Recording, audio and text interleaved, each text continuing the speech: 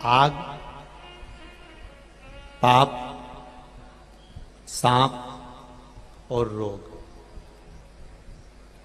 जरा ध्यान लगाइएगा, ये चार चीजें हैं।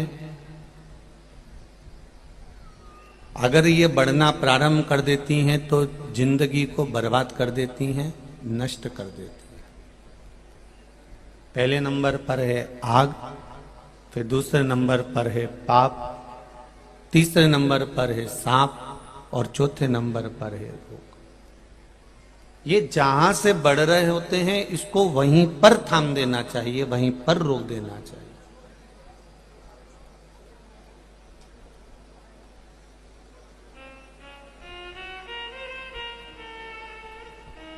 ये हमारे जीवन को नष्ट कर सकते हैं। आग बढ़ रही है तो उसको रोकने का प्रयास वहीं कर दो, वहीं थाम दो तो अच्छी बात है। नहीं तो तुरंत ये आग कब बड़ा रूप ले ले, कब आग लगा दे और संपूर्ण जगत को या संपूर्ण जगह को या जो गांव बस्ती है उसमें पूरे गांव को चपेट में ले ले। उससे पहले आग पर काबू हो जाना चाहिए।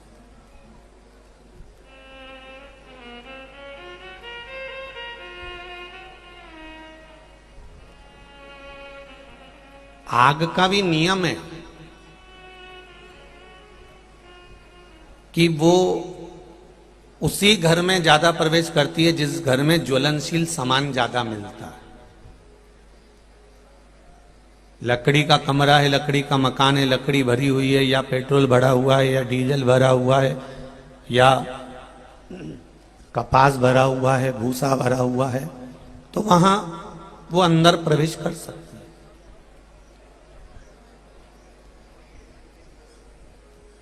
डर उसी को लगता है आग से जिसके घर में पेट्रोल, डीजल, भूसा, कपास या कपड़ा या फिर कोई किराना या फिर कोई अनाज भरा हुआ होता है। जिसके घर में मान लो सीमेंट का पूरा मकान बना हुआ है और सीमेंट के मकान में और रेत भरी हुई है, बालू रेत उसमें भरी हुई है, तो उसको डर लगेगा क्या? उसको डर नहीं लगने वाला, क्योंकि उसको डर की बात ही नहीं है कि मेरे घर में तो रेत भरी हुई है, मेरा मकान तो अंदर से रेती से भरा हुआ है, उसमें रेत इतनी भरी हुई है कि कोई आग भी लगे तो उसको कोई फर्क नहीं पड़े। उसको कोई फर्क नहीं पड़ता। अगर रेत उसके घर में भरी हुई है तो उसको आग से कोई डर नहीं है। डर उसी को लगता है जिसके घर में भूसा भरा हो, जिसके घर में कपास भरा हो, जिसके घर में कुछ अटाला भरा हो, लकड़ियां भरी हो, कबाड़ा भरा हो, भूसा भरा हो, तो उसको आग से डर लगता है। उसी तरह ये शरीर भी हमारा घर है और इस घर में जो आत्मा रह रही है, उस आत्मा में, उस मन में, उस चित्त में, उस वृत्ति में, इस हृदय में क्या भरा हुआ है? आपके हृदय में अगर भजन भरा हुआ है, आपके हृदय में शंकर का अनुमोदन भरा हुआ है, आपके हृदय में राम नाम, कृष्ण नाम, शिव नाम, देवी का नाम, दत्त का नाम, परमात्मा का नाम, सावरिया सेठ का नाम, श्रीजी बाबा का नाम, चारभुजा नाथ का नाम, आपके हृदय में अगर भगवान का नाम भरा हुआ है तो आपको डरने की जरूरत नहीं है कि संसार की अग्नि तुम्हें जला नहीं सकती। ये निश्चित है, क्योंकि अंदर भरा हुआ क्या। डर उसी को लगता है जिसके घर में भूसा भरा होता है, जिसने दिन भर काम, लोभ, आसक्ति, वासना, तृष्णा ये सब भर कर रखी हो, डर उसको लगे।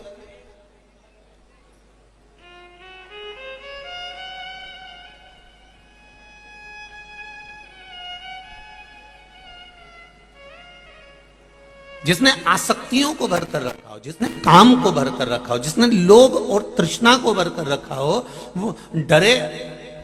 दुनिया से वो डरे जिसने आसक्ति को भरा हो, जिसने काम को भरा हो, जिसने लोभ को भरा हो, जिसने वासना को भरा हो, जिसने तृष्णा को भरा हो, जिसके मन में ये कुछ नहीं है, जिसके मन में तो केवल समर्पण है, राष्ट्र हित है, राष्ट्र का भला करना है, राष्ट्र हित में कार्य करना है, राष्ट्र के लिए आगे बढ़ना है संपूर्ण। फिर दुनिया चाहे कहे जो कहती रहे, पर इसको भीतर से तो अच्छा है ना, बाहर से आग लगे लग जाए।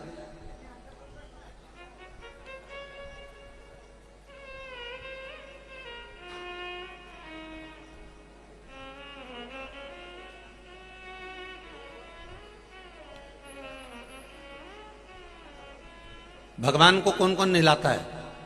जरा हाथ उठाइए। घर में जो तुम्हारे लड्डू गोपाल हैं, जो शंकर जी हैं, जो गणेश जी हैं, उनको कौन कौन नहलाता है? सब नहलाते हो? रख लो, ठीक है। तुम नहाते हो कि नहीं नहाते हो?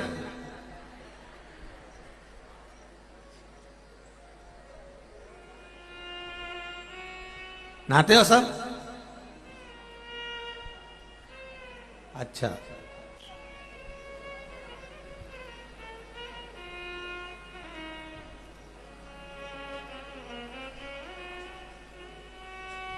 नहाने में और स्नान में एक अंतर है। विद्वान कर्मकांडी ब्राह्मण, हमारे विद्वज्जन ब्राह्मण जन जब पूजन कराने बैठते हैं तो वो कहते हैं स्नान कर कर आइए।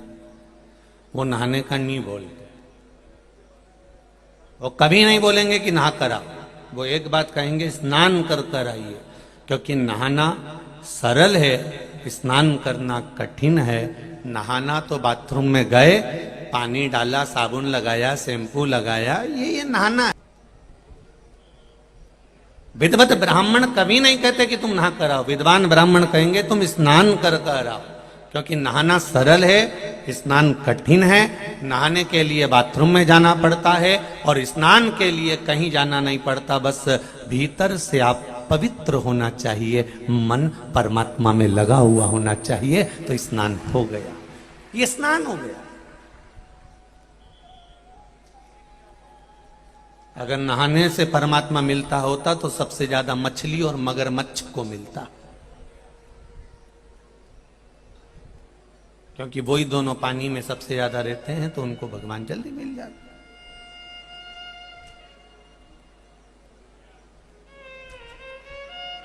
नहाना बहुत सरल है भाई। आप बाथरूम में गए, आप नदी में कूद गए, आप बावड़ी में कूद गए और नहा लिए।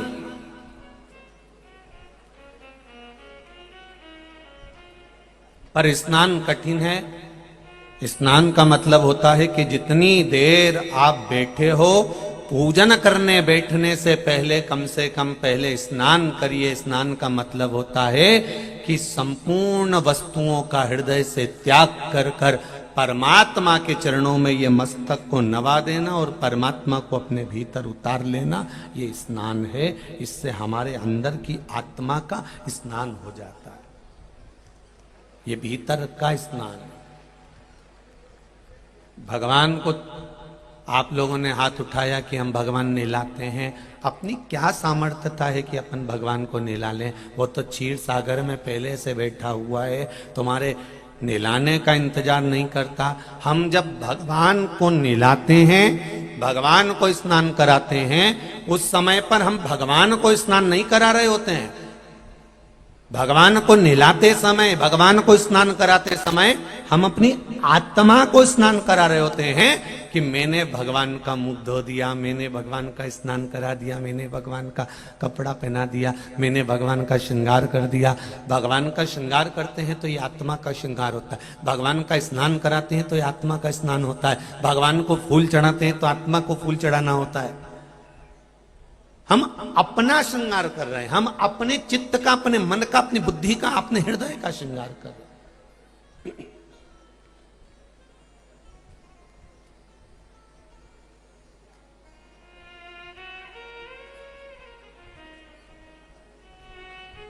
अग्नि जलाएगी, इधर सीमेंट का मकान बना हुआ है, कंक्रीट का पूरा, उसके अंदर रेत भरी है, और इधर लकड़ी का मकान बना है, उसमें लकड़ी भरी हुई है, उसके आगे भूसा भरा हुआ है, उसके आगे सामान भरा हुआ, और इससे जहां रेत भरी इससे भी आगे कपास भरा हुआ है। तो आगी क्या करेगी? आगी का काम है वो जाएगी, सब दूर घूमेगी, जहां पर कचरा भरा होगा वहां सबसे पहले घुसेगी। अग्नि जहां कचरा भरा हुआ है, जहां भूसा भरा हुआ है, जहां कपास भरा हुआ है, जहां पर कबाड़ा भरा हुआ है, आग सबसे पहले वहां प्रवेश करती है और वहां आग लगाती है। वहां प्रवेश कर कर वहां आग लगाती। जिसमें रेत भरी होगी, बालू भरी होगी, अग्नि उस बालू में, उस रेत में प्रवेश नहीं करेगी, वो कमरा सेफ रह जाएगा। तो कोई ने पूछा क्यों तुम्हारे घर में आग नहीं लगी, तुम्हारे घर में आग क्यों नहीं लगी? तो उसने कहा आग नहीं लगने का कारण केवल एक है कि आग इसलिए नहीं लगी क्योंकि इसमें रेत भरी हुई थी और यह कंक्रीट का था। उसी तरह ईर्ष्या, काम, लोभ, आसक्ति, वासना, तृष्णा, ये उसी को जला सकती है जिसके भीतर ये कबाड़ा भरा हुआ होता है। लोभ, आसक्ति, वासना, तृष्णा, ये संसार के लोग उसको जला सकते हैं, पर ये आत्मा के अंदर अगर परमात्मा बैठा हुआ है तो इसको कोई जला नहीं सकता, इससे दूर चले जाएगा, आग दूर हो जाएगी।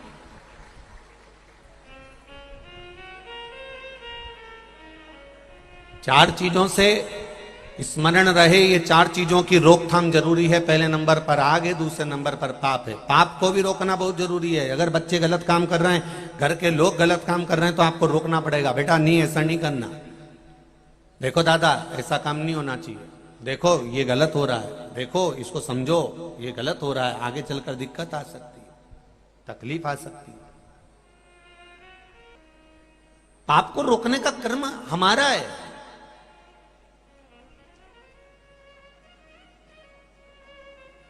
जब ये मनुष्य शरीर को भगवान ने पैदा करा, मानव का शरीर बनाया, मनु शत्रुपा को जन्म दिया, तो ब्रह्मा जी स्वयं स्तुप्त रहकर भगवान शंकर से पूछ रहे थे कि मैंने जंघा से मनु शत्रुपा को प्रकट कर दिया। इस मनु शत्रुपा को मैंने प्रकट करा तो ये ब्राह्मण है, ये क्षत्रिय है, ये वैश्य है कि ये शूद्र है?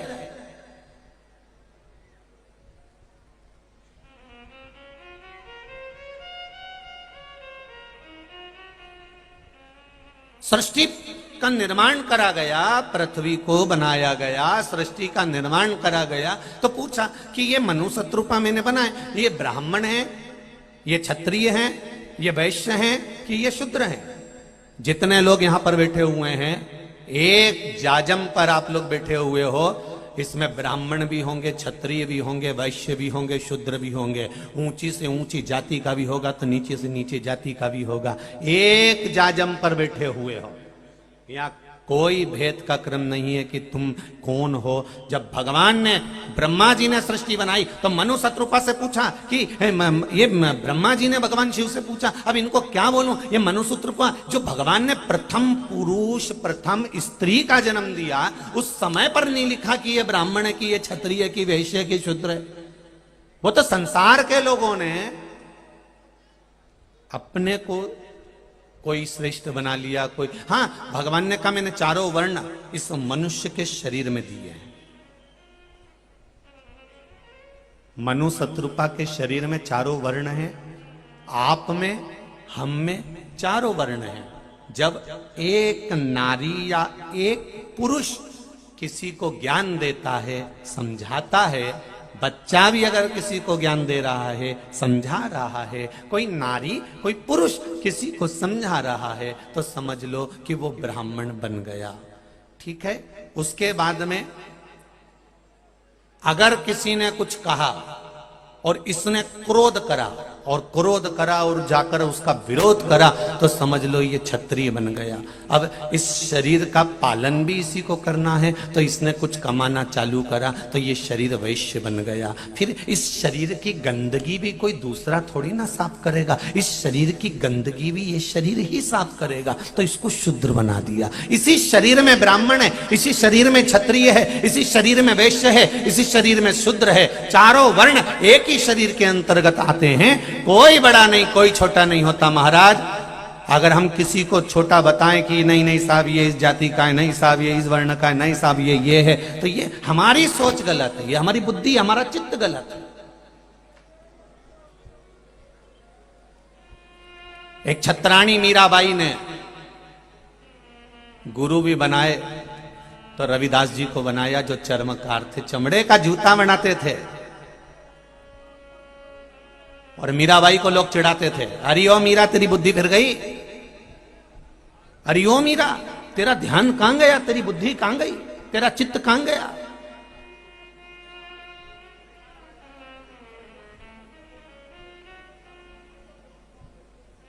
मीराबाई ने पूछा क्या हो गया, संसार में गुरुओं की कमी थी?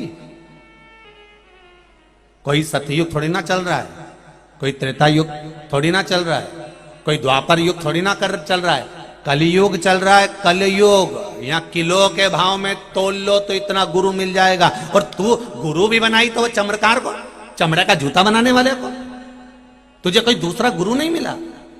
मीरा, और अगर तूने गुरु बनाया है मीरा, तो एक काम कर, तेरे गुरु जी का आश्रम तू गंगा जी के तट पर बना दे, गंगा जी के घाट पर गुरु रहे तो अच्छा है। मीराबाई गुरु जी के पास गई, रोती, आंख में आंसू भरा था। गुरु जी पहचान गए आज मीरा की दशा ठीक नहीं। गुरु गुरु होता है।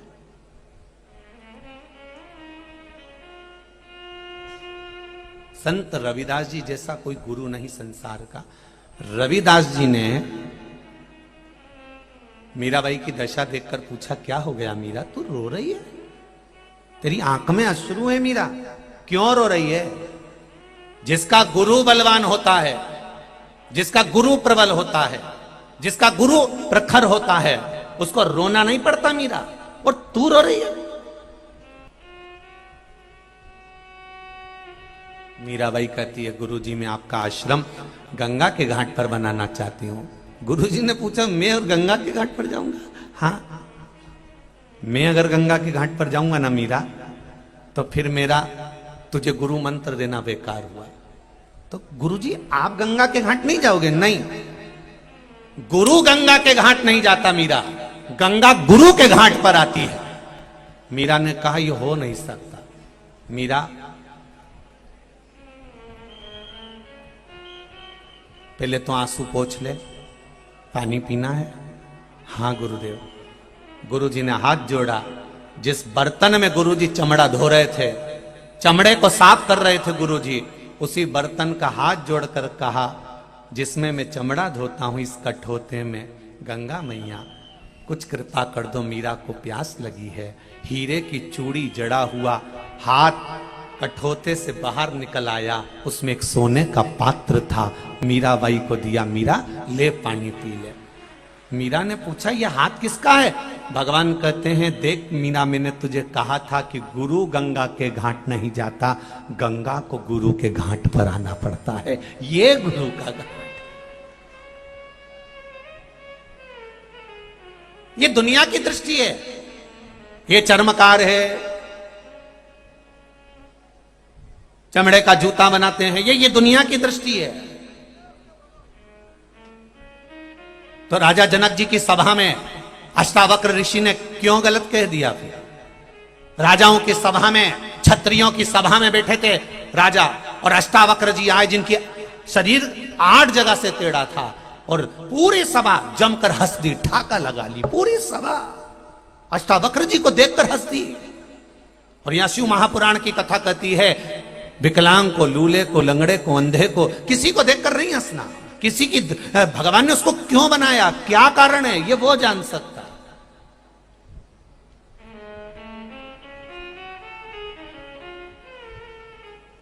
गरुड़ पुराण तो यहां तक कहती है साहब, किसी विकलांग को, किसी लूले को, किसी लंगड़े को, किसी अंधे को, किसी बहरे को, किसी ऐसे व्यक्ति को देखकर यदि हंसा जाए, तो शिव महापुराण की कथा कहती है कि अगला जन्म हमारा वही की वही होता है जो इसको मिला हुआ है। और ना हो विश्वास तो ये महाभारत के चरित्र को देख लो कि एक सुंदर युवराज राजा मृगा करने के लिए गया, और सामने उसको देखा उसने कि बहुत से बदक हैं, बड़ा सुंदर बदक है। तो राजा ने कहा, इस बदक के बच्चों को पकड़ कर लाओ। और बदक के बच्चों को पकड़ने गए तो बदक ने आक्रमण कर दिया, बच्चों को पकड़ने नहीं दिया। युवराज ने कहा कि बदक पकड़ के नहीं लाए बच्चे, इन बदक के बच्चे क्यों नहीं पकड़े, इन बदक के बच्चों को पकड़ के लाओ। कहा साहब कोई बड़ा बदक है ना, उसका पिता उसकी मां वो आक्रमण कर रही है, तो एक काम करो ना, पहले बड़े बदक को पकड़ो। तो बड़े बदक को पकड़ा, और बड़े बदक को पकड़ने के बाद राजा ने पूछा अब इसका क्या करा जाए, अगर यह इसके बच्चों को पकड़ता हुआ देखेगा तो फिर आक्रमण करेगा, तो क्या करा जाए, इसको इसके बच्चे नहीं दिखना चाहिए। तो राजा युवराज कहता है बमूल का कांटा तोड़कर लाओ, इसको दिखना ही बंद कर देता हूं। और बमूल का कांटा तोड़कर लेकर आए और वह बदक की आंखों को फोड़ दिया, रक्त निकलने लगा, उसके बच्चों को युवराज ने पकड़ लिया। मसला दुखी हुआ, बदक तो मर गया, पर राजा तूने जिसकी आंख फोड़ी थी अब तू भी अपनी दशा के लिए तैयार हो जा। वही युवराज महाभारत का धृतराष्ट्र बना है। वही कर्म की गति बड़ी विचित्र है, भोगना तो पड़ता, कर्म करो ये भोगना है। मीरा तुम मुझे देखकर अब नहीं रोऊंगी गुरुजी, अब मैं मुझे एक बड़ोरे अभिमान की गुरु मेरो समर्थ है, अब रोना खत्म।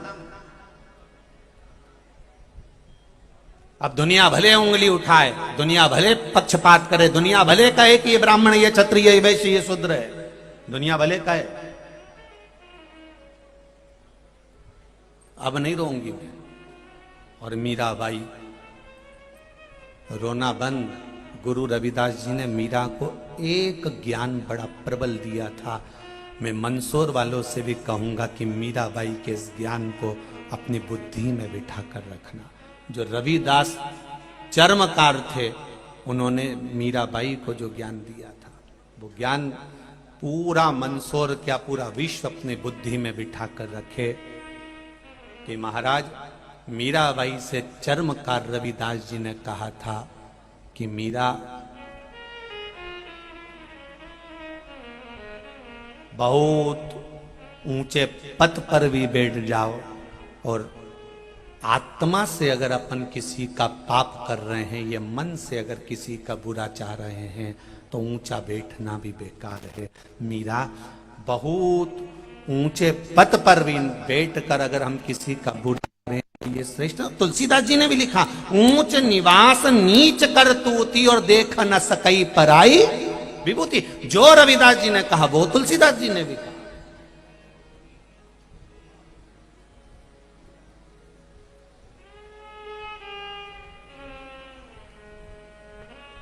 एक पत्र अरुण जी श्रीवास्तव मंदसौर से हैं, कहीं बैठे हो तो खड़े हो जाएं भले।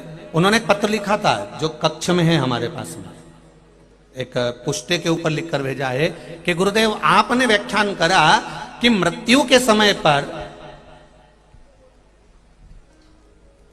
जब कोई मरता है, एक व्याख्यान हमने करा था, फूल फेंका जाता है, मखाना फेंका जाता है, पैसा फेंका जाता है, और क्या कहा जाता है, जम के बोलो जरा, राम नाम सत्य। तो प्रश्न किया है अरुण जी श्रीवास्तव जी आपने, अगर कहीं बैठे हो तो हमारा स्मरण अगर कर सुन रहे हो तो आप जरूर सुनिएगा। आपका प्रश्न है कि राम नाम सत्य है, ये सबसे पहली बार कहां और कब बोला गया?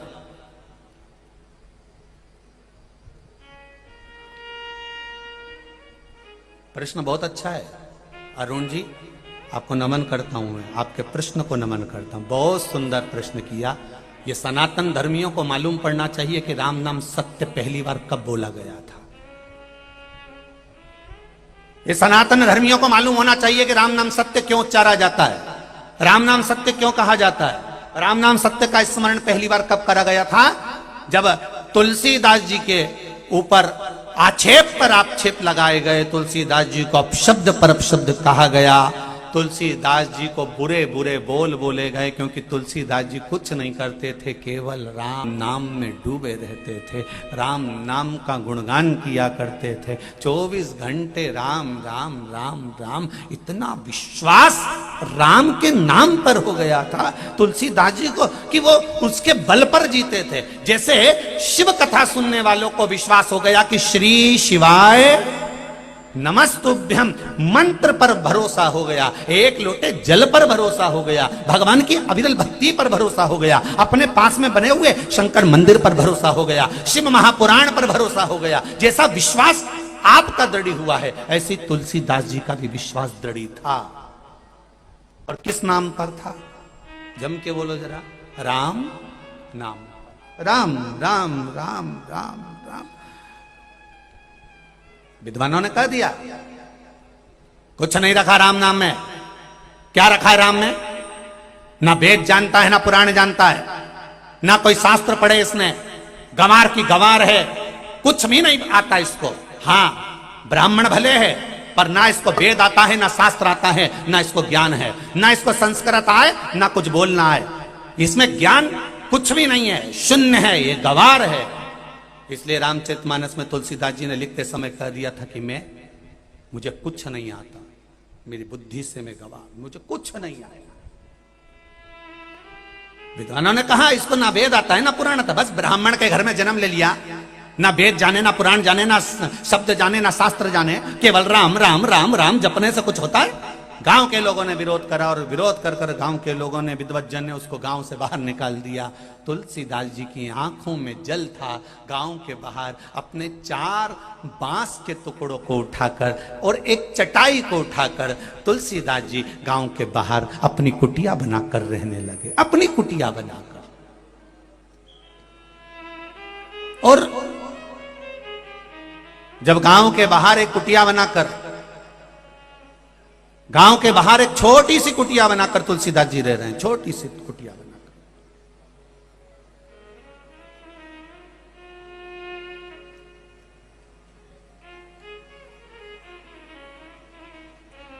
अब बैठे जप रहे राम राम राम राम राम राम राम कहते रहो जब तक घट में प्राण, कबहू तो दीन दयाल की भनक पड़ेगी। विश्वास इसी को कहते हैं जी, भरोसा इसको कहते हैं बहन। तुलसीदास जी बैठे थे, सामने कोई नव युवक और नव यौवना दुल्हन दोनों आए और घर गए, और क्या देखा तुलसीदास जी ने, उनकी अभी शादी हुई थी और उसमें पति मर गया, पति मर गया, पति मरा। आप भी अपने परिवार वालों को जरूर सुनाना कि सबसे पहला राम नाम सत्य कब निकला था। पति मर गया, पत्नी रो पड़ी, बिलख पड़ी, आरती की तैयारी हो गई, ले जाने लगे बांध कर। तुलसीदास जी गए थे नहाने के लिए। पहले सती प्रथा चलती थी। कौन सी प्रथा? सती प्रथा। पति अर्थी पर जाता था और उसकी धर्म पत्नी लुगड़ा पहनकर, चुनरी पहनकर, हाथ मौली से बांधकर, हाथ जोड़कर पति की अर्थी के पीछे पीछे जाती थी। पति को चिता पर जब लेटाया जाता था तो पत्नी उस चिता पर लेट बैठती थी और पति के शीश को अपनी गोदी में रखकर सती हो जाती थी। आज उसके पति को ले जाया जा रहा है और वो नारी पीछे पीछे जा रही है और लोग चले जा रहे हैं लेकर। कई परिवार वाले रो रहे थे, वो नारी भी रो रही थी। सामने से आ रहे थे तुलसीदास। इस नारी के मन में आ गया कि भले गांव के लोग इसको ढोंगी बोलते हों, अपशब्द कहते हों, ताना देते हों, गाली देते हों, गांव से निकाल दिया, लोग कुछ भी कहते हों, पर है तो ब्राह्मण, ब्राह्मण तो है ना। एक काम करती हूं, इस ब्राह्मण के चरणों को अपने प्राण त्यागने से पहले, जब मैं अपने पति के लिए सती हो रही हूं, तो ब्राह्मण को प्रणाम करने में क्या जाता है।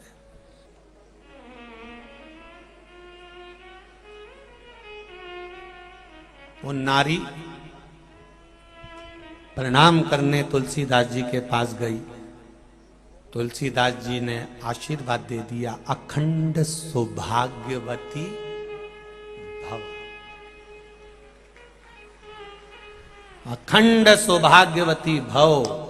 अब तो जितने गांव के लोग थे, जितने विद्वत जन थे, सब उखड़ गए। बताओ इस अंधे को ये नहीं दिख रहा किसका पति मर गया? ये वेद पढ़े, ये शास्त्र पढ़ा है, राम राम राम राम करता रहता है। तू भी झूठा, तेरा राम भी झूठा। देख, उसका पति मरा हुआ पड़ा है अर्थी पर। तू भी झूठा, तेरा राम भी झूठा। तुलसीदास जी मुस्कुरा कर कहते हैं, भैया विद्वत जन, गांव के लोगों से निवेदन है, मुझे झूठा कह लो, मुझे गालियां दे लो, चलेगा, पर मेरे राम को झूठा मत कहो। अरे झूठा है तेरा राम और तू भी झूठा है। अंधा हो गया, दिखता नहीं उसका पति मर गया, अर्थी पर बंधा हुआ है, मर गया वो। ये सती होने जा रही है पीछे पीछे, और तू उसको आशीर्वाद दे रहा अखंड सौभाग्यवती होने का। अगर वेद पढ़े होते, शास्त्र पढ़ा होता तो तुझे ज्ञात होता। मूर्खों जैसी बात करता है तू विद्वान नहीं है। भैया मुझे कुछ भी कहो, पर मेरे राम को झूठा, तेरा राम भी झूठा है और तू भी झूठा है। उसने कहा अगर मेरा राम झूठा है तो आप एक निवेदन स्वीकार करो, 2 क्षण के लिए इस अर्थी को नीचे रख दो। 2 क्षण के लिए गांव के लोगों ने अर्थी नीचे रखी।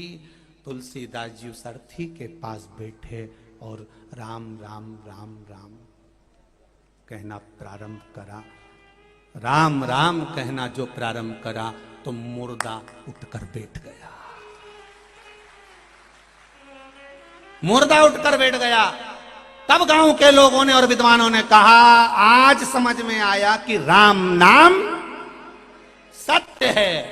अभी तक तुलसीदास भी झूठे थे और राम का नाम भी झूठा था, पर आज दिख गया कि राम नाम सत्य है। इसीलिए मुर्दे को ले जाते समय बेलपत्री के पेड़ के नीचे थोड़ी देर रोका जाता है, क्योंकि लोगों को ये आज भी लगता है कि तुलसीदास जी ने उस मुर्दे को नीचे रखकर जगा दिया था। तो हो सकता है अभी भी मौका है, शमशान में ले जाने से पहले, उसको चिता पे लेटाने से पहले एक जगह पर नीचे उतार दो। हो सकता है कहीं का संत आ जाए, महात्मा आ जाए और राम राम कहकर इसको जगा दे। इसलिए आज भी नियम है मुर्दे को रखने का। ये तुलसीदास झूठा था, ये राम नाम झूठा था, पर राम नाम सत्य का प्रमाण दे दिया।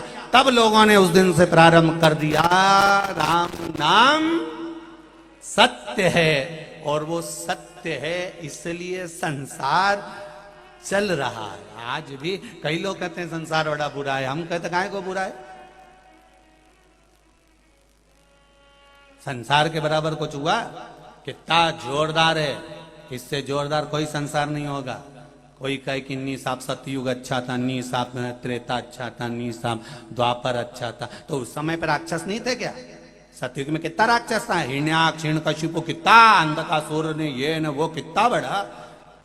उसमें भी रावण का कुंभकर्ण था, मेघनाथ, अक्षय, कितने भरे पड़े हुए थे।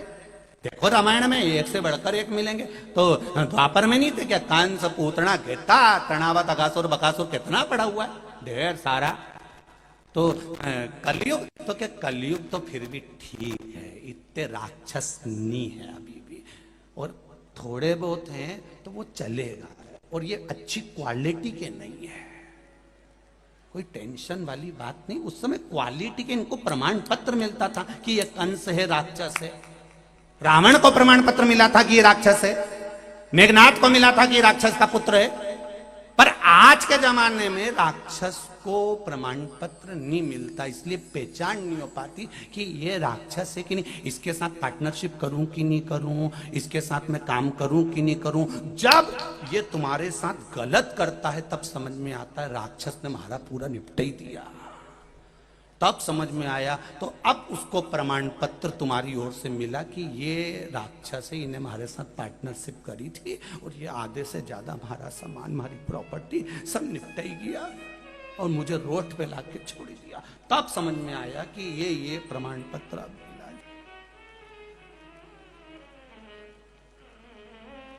बुरा नहीं, ये कलयुग बुरा नहीं है। कलयुग के बराबर तो कोई सा युग भी नहीं हुआ कि भगवान का भजन करो। कलयुग केवल नाम आधारा और सुमर सुमर नर उतरई तारा। कलयुग में है ही क्या, तुम भगवान का नाम लो, भगवत भजन करो। श्री शिवाय नमस्तुभ्यम। अपने मंत्र जाप में तल्लीन रहो, अपने मंत्र जाप में डूबे रहो। कोई कुछ भी कहे, तुम अलमस्त होकर भगवत भजन करो। राम के नाम में सत्यता छुपी हुई है, परमात्मा के नाम में सत्यता छुपी हुई है। तुम कृष्ण कहोगे, उसके नाम में सत्यता छुपी हुई है। तुम दत्त कहोगे, उनके नाम में सत्यता छुपी है। तुम शिव कहोगे, उनके नाम में सत्यता छुपी हुई है। बस उसको प्रकट कर रहा है, उसको जाना है। बच्चे पूछे, अरुण श्रीवास्तव जी आपका जो प्रश्न था उसका उत्तर है ये। राम नाम सत्य पहली बार बोला था जब मुर्दे को भी जगा दिया गया था। कितना प्रमाण दिया है भारत के संतों ने, उनके बराबर कोई दुनिया में प्रमाण नहीं दे सकता साहब। कोई दुनिया में प्रमाण नहीं दे सकता जो भारत के संतों ने प्रमाण दिया है, उसके बराबर कोई नहीं देगा। नरसिंह मेहता जी से हर बार पूछते थे उनके साथ वाले, क्यों रे नरसिंह, तेरी भाभी तो बहुत गाली दे रहे। नरसिंह के तो भाभी से क्या है, हमारा दादा तो एक नंबर का, हमारा दादा मेरे पक्ष में, बंसीधर मेरा भाई मेरा है। तो भाभी तो तेरे को अपशब्द बोले, बोलवा दो। बात तो रूखी रोटी दे देन दो। तो फिर उस घर में क्यों रोए, किसके भरोसे पे रह रहा उस घर में? अरे मेरा दादा है नहीं, हमारा भाई बहुत जोरदार है, वो तो मेरा है ना। भाभी का क्या है, वो तो बोलती रहेगी, वो तो अपशब्द कहती रहेगी। नरसिंह मेहता जी बोले, भाभी से क्या, भाभी बोले तो बोलने दो।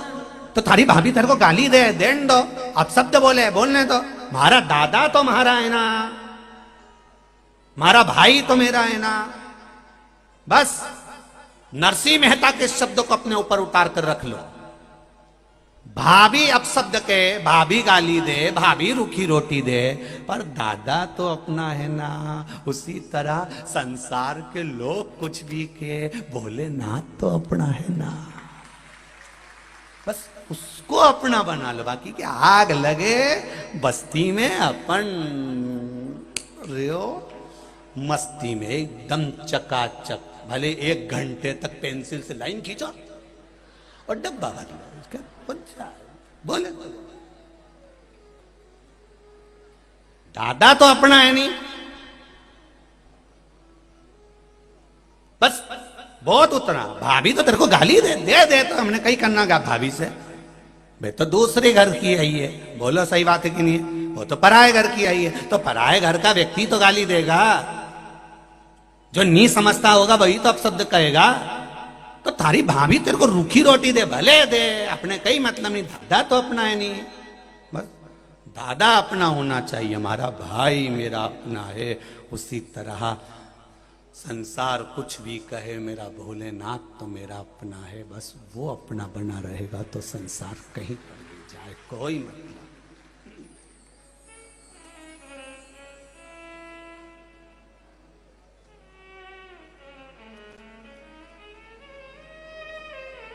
बस वो मेरे भोले तेरा सहारा है,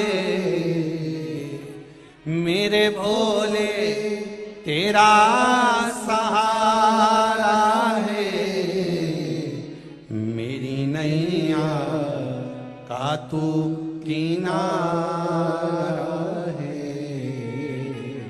मेरी नैया का तो किनारा है। अगर वो अपना है, वो अगर अपना है तो फिर क्या सोचना, उसको अपना बना लो।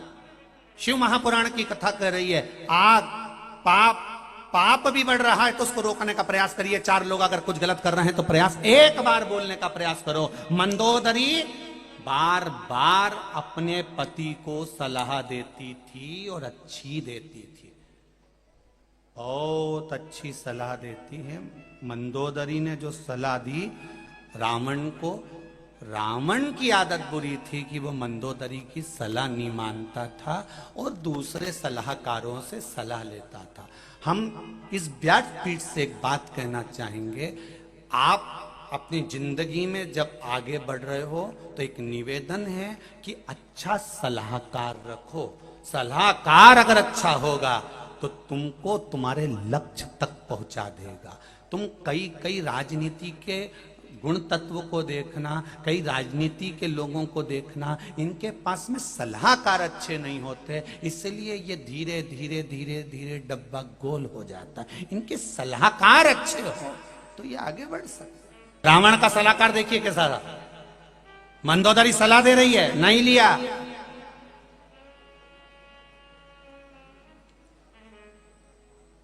मंदोदरी सलाह दे रही है, नहीं लिया।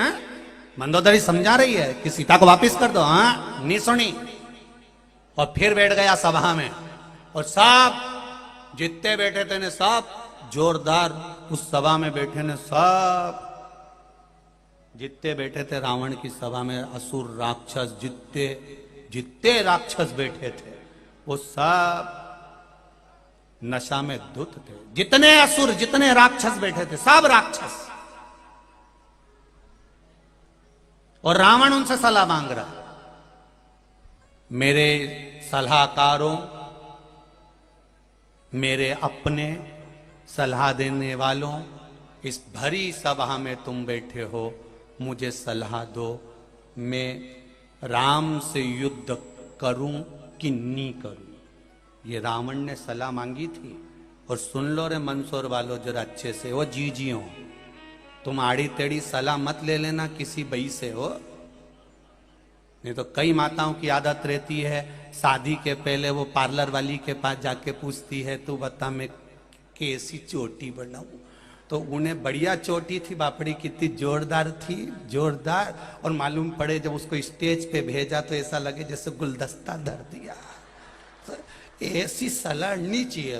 अच्छा सलाहकार ढूंढो जो तुम्हारी बहन हो घर में, जीजी हो, भाभी हो घर में, न जो उससे पूछ लो कि मैं किस सा कपड़े पे अच्छी लगूंगी, कैसी चोटी करूं, मैं कैसा पहनावा पहनूं, मैं स्टेज पे जाऊंगी तो कैसी लगना चाहिए। और नहीं तो मालूम पड़े सलाह देने वाले इतने विचित्र, स्टेज पे वो जा रही और दो लोगों का लहंगा पकड़ के चली रिया।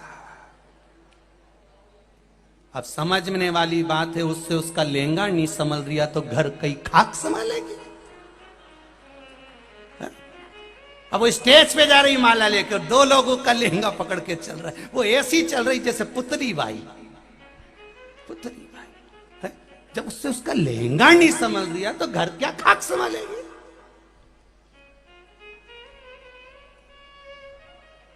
सोचने वाली बात। और उसमें भी मुस्कुरा नहीं सकती बेचारी, इतनी सारी पोत दी,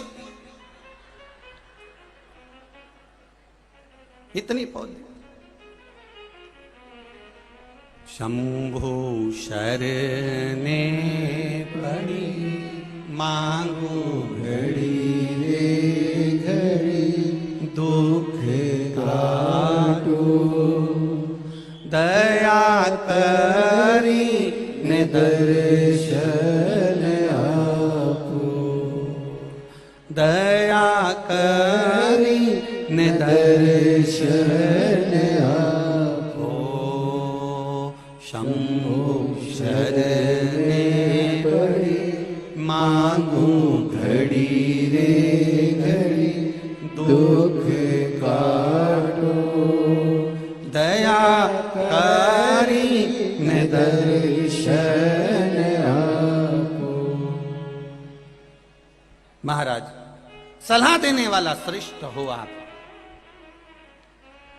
जब वो सलाह दे तो श्रेष्ठ सलाह प्रदान करे तो समझो कि सलाह ठीक। महाराज,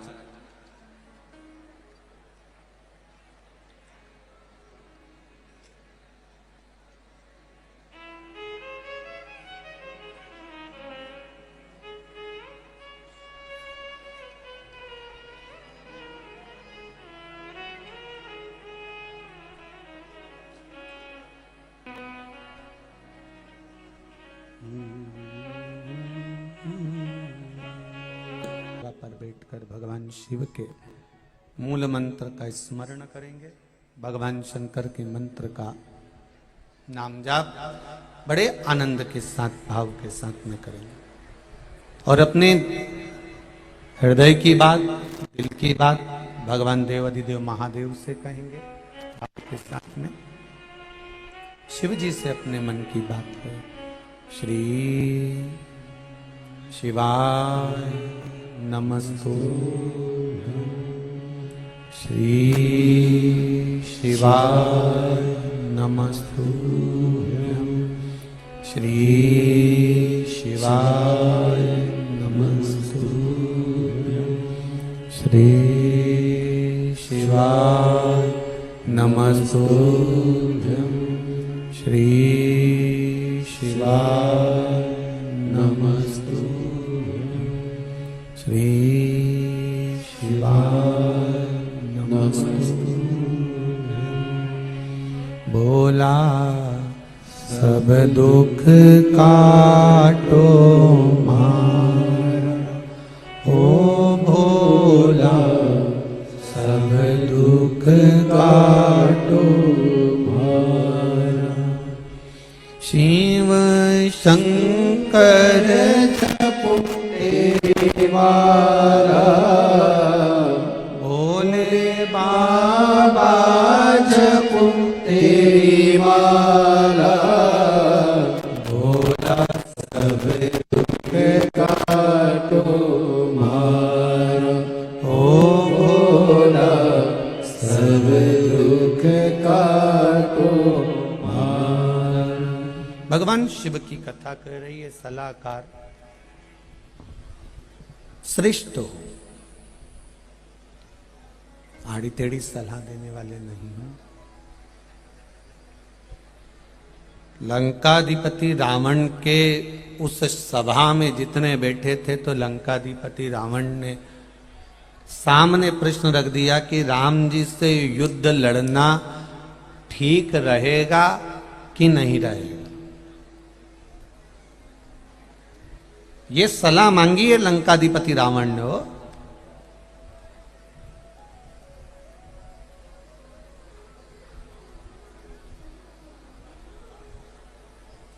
और सारे जितने बैठे थे नहीं।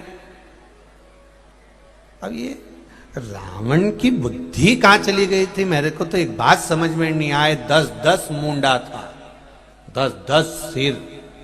उसके बाद बुद्धि देखिए कहां गई कि वो सलाह भी किन से ले रिया है, जो नशे में धूत है। उन राक्षसों से, उन असुरों से सलाह मांगी जा रही है।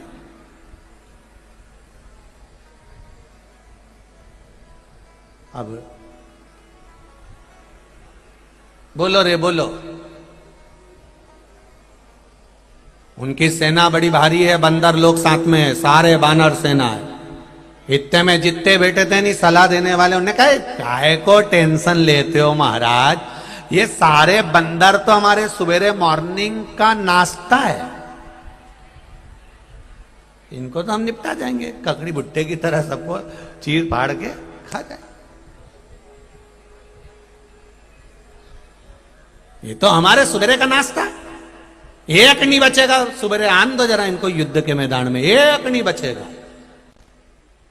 तुम्हें डरने की जरूरत नहीं है, तुम तो बढ़िया युद्ध लड़ो और विजय अपनी होगी, निश्चित है।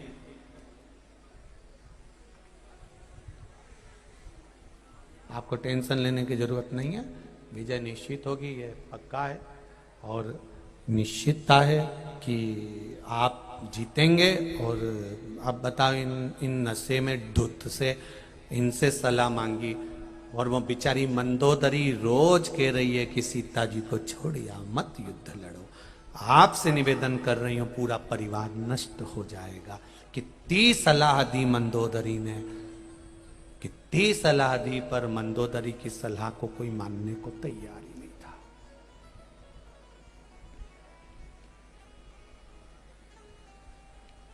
अब एक सलाह रावण ने मांगी और एक सलाह राम जी ने मांगी। कब? ये रावण का भाई है, जरूर भेद लेने आया होगा। और ऐसी घड़ी में जब युद्ध चालू हो रहा है और उस समय पर एक दुश्मन का भाई आकर बैठ जाए, दुश्मन का भाई तुम्हारे पास में आ जाए, तो जरा विचार करिए, जितने लोग होंगे ना पहले सोचने में पड़ जाएंगे कि भाई रखें कि नहीं रखें। तो उन्होंने तुरंत उसी समय पर किसी से सलाह नहीं मांगी, उनने हनुमान जी से सलाह मांगी कि अरे तू वहां गया था लंका, तो ईमानदारी से बोल कि तू मुझे सलाह दे। तो देखो सलाह भी ली तो किससे ली, अष्ट सिद्धि नवनिधि के दाता, असबर दीन जानकी माता, राम रसायन तुम्हारे पासा, सदा रहो रघुपति के। जिसके पास में अष्ट सिद्धि नवनिधि हो, सलाह उससे मांगी जाए, मांगी सलाह। बोलो हनुमान जी, ये विभीषण आया है, रावण का भाई है, क्या करना चाहिए? हनुमान जी ने कहा बिल्कुल प्रभु, सब मना कर रहे हैं, पर ये दास कह रहा है रख लो, आज नहीं तो कल काम जरूर आएगा। और आया, जब बार बार शीश कट कर गिरे रावण के, वो खड़ा की खड़ा रहा। तब आखिरी में हनुमान जी ने विभीषण से कहा कि अब बता कि क्या करना चाहिए। तो उन्हें कहा कहीं नहीं कि नाभि में बाण छोड़ दो और ये मर जाएगा। सलाहकार की सही सलाह मिली तो लंका पर जीत हासिल करी।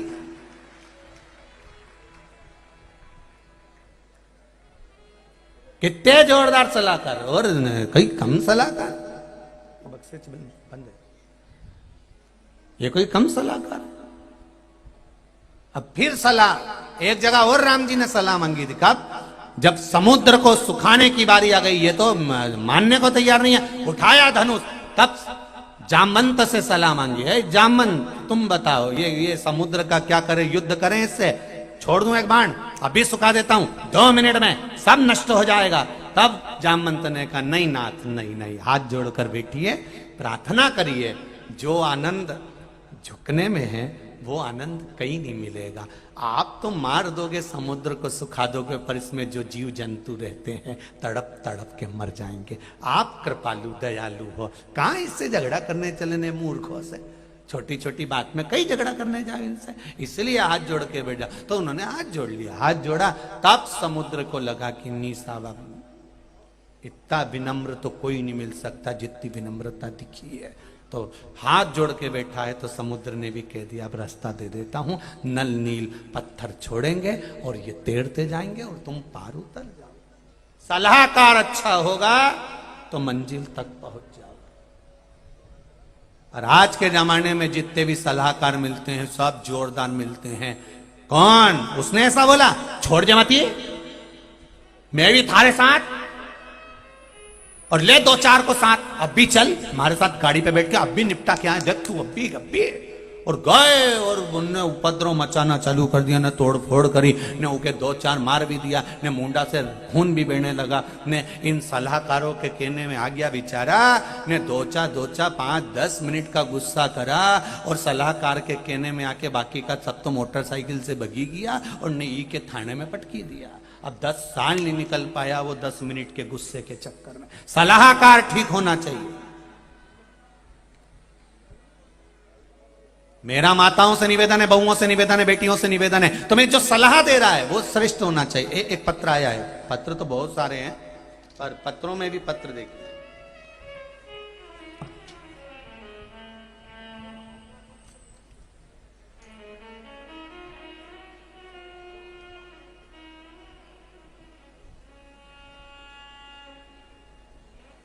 सोनू कुंवर मंदसौर से 30 किलोमीटर दूर प्रतापगढ़ से हूं। पहले मेरी ईश्वर में बिल्कुल भी आस्था नहीं थी। कहीं बैठे हों तो सोनू कुंवर मंदसौर से कहीं बैठे हों तो हाथ हिलाइएगा, जहां कहीं भी बैठे हों। पहले मेरी ईश्वर में बिल्कुल भी आस्था नहीं थी, लेकिन मेरे पतिदेव के कहने पर मैंने आपकी कथा श्रवण किया। उसके बाद से आज दिन तक आपकी कथा नहीं छोड़ी, सारे काम छोड़कर आपकी कथा लाइव सुनती हूं। आपकी कथा से प्रभावित होकर मेरे धारिया खेड़ी वाले गुरुदेव से दीक्षा भी मैंने ग्रहण कर ली। 7 जुलाई को मैं अपने पतिदेव के साथ कुबेरेश्वर धाम आई थी। अभी 3 महीने भी पूरे नहीं हुए, जीवन में सब कुछ अलौकिक हो रहा है। क्या होता है गुरुदेव? शिव की आराधना से पता नहीं, मेरे जीवन का परिवर्तन हुआ। 10 वर्षों से पतिदेव संविदा में थे, कोर्ट में केस चल रहा था। लोगों ने और भी कहा कि वहां पत्र भेजो, वहां पत्र भेजो, सबने सलाह दी, पर मेरे शंकर पर मुझे विश्वास था। मैंने 1 लोटा जल चढ़ाना प्रारंभ किया, बेलपत्र का शहद वाला प्रयोग करना प्रारंभ करा, और गुरुजी लाइन पटरी पर आना प्रारंभ हो गई। अभी 21 सितंबर को पतिदेव परमानेंट नौकरी में लग गए हैं। मैं बाबा को धन्यवाद देने आई हूं, उनका ज्वाइनिंग लेटर भी पीछे लगाया गया है। ये देखिए, ये शिव है, ये शंकर, ये औघड़ी, ये दयालु। एक पत्र एक बेटी ने लिखा है, वो भी देखिए। उस बेटी ने अपना फोटो भी लगाया, जो सीए बनी है और जॉब लगा है जिस बेटी का, उसका पत्र में फोटो भी लगा हुआ है, उसने फोटो भी लगाया। कुसुमलता बघेरवाल, मैं मंदसौर से हूं गुरुदेव। मुझे मेरे बाबा ने बहुत दे दिया, मैं क्या बखान करूं गुरुदेव। आपको सबसे पहले, कहीं बैठी हो कुसुमलता बघेरवाल, कहीं बैठी हो तो हाथ हिलाइएगा। जा आप ही हैं? श्री शिवाय नमस्तुभ्यम, दोनों हाथ हिला दो बाबू। श्री शिवाय नमस्तुभ्यम। गुरुदेव, पूरी मंदसौर की नगरी को आपने धन्य करा, ये तो शिव भक्ति है, शंकर की कृपा है। श्री शिवाय नमस्तुभ्यम। गुरुजी, मेरी बेटी ने 2020 में सीए का फाइनल एग्जाम दिया था, अटेम्प्ट दिया था, पर उसका 15 नवंबर से सिलेक्शन नहीं हुआ। 15 नंबर से सिलेक्शन नहीं हो पाया। पहले फिर दिया, उससे पहले भी सिलेक्शन नहीं हो पाया। आखिरी में बेटी ने हिम्मत हार दी और कहा, पापा अब मैं तुम्हारे सपने को पूरा नहीं कर सकती, मैं सीए नहीं बन सकती। गुरुजी, उस समय पर शिव महापुराण की कथा श्रवण करी और बेटी से कहा, 1 लोटा जल चढ़ा और शंकर भगवान को शहद और बेलपत्र वाला प्रयोग कर, भगवान शंकर से प्रार्थना कर, और इसके बाद एक बार फिर वापस परीक्षा में बैठ।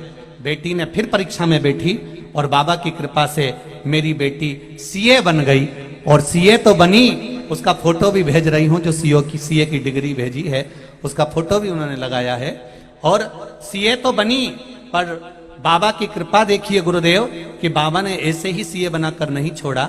मेरे बाबा ने 2021 मई में मेरी बेटी को सीए बनाया, और उसके बाद में 1 लोटा जल का प्रमाण क्या है, आईसीआईसीआई बैंक में भोपाल में मेरी बेटी मैनेजर पोस्ट पर सर्विस में लग गई। ये शिव है। बैठिए, हर हर महादेव। बैठिए बेटा। एक पत्र और आया है, वो भी देख लीजिए। धर्म राजेश्वर मंदिर महादेव से ये हैं।